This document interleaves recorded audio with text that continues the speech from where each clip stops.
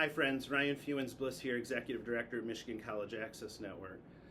I just got off one of the toughest Zoom calls I've had in my career, and I thought it was important to let you know what was going on.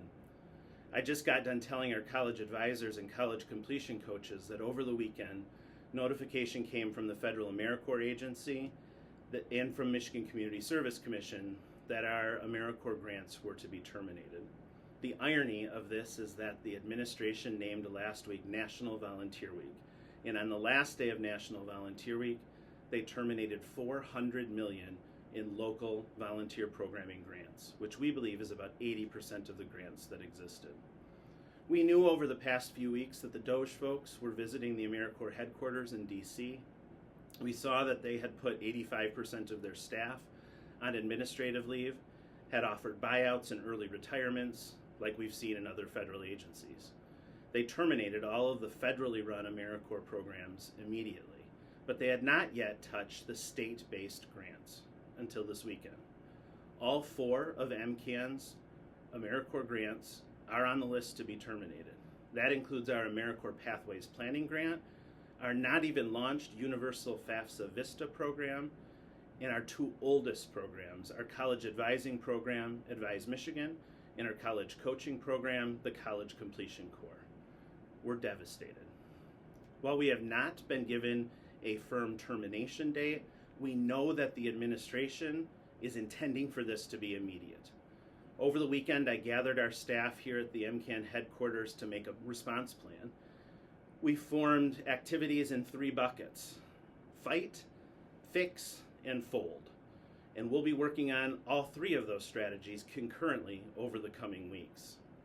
Using our current resources and reallocating some other resources, we've been able to provide a softer landing for our AmeriCorps members than those nationally might be feeling. We will be keeping our advisors and coaches on duty, on site for the entire month of May, at our own expense, so that they can finish the semester with their students and have a proper and respectful transition. After that, the programs will be terminating. While this is nice, it doesn't really fix the human pain that our members are feeling right now in having their term end early.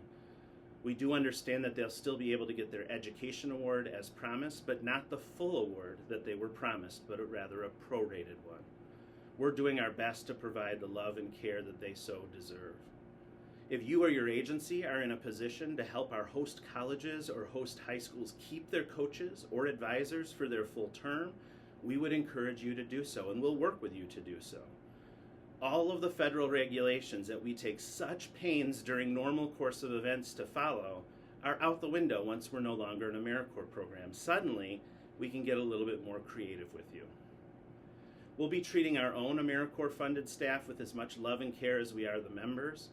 You'll see what we're able to come up with here in the next couple of weeks. Of course, I imagine they'd appreciate any kind words or job offers you all could muster for them. This team really is the all-stars. They have been critical to our work at MCAN and to the field.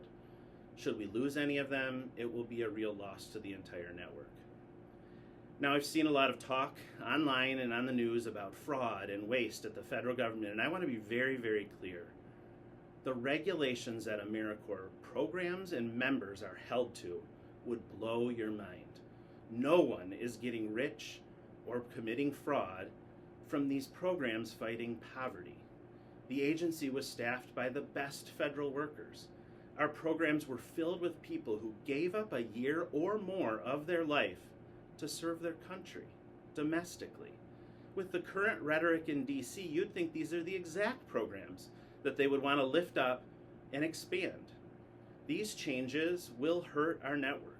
They'll hurt our communities, and worst of all, they'll hurt our students. There is no doubt in my mind that fewer students will go to college in the coming years if these programs terminate, and that is not how we get to the state's goal of 60 by 30.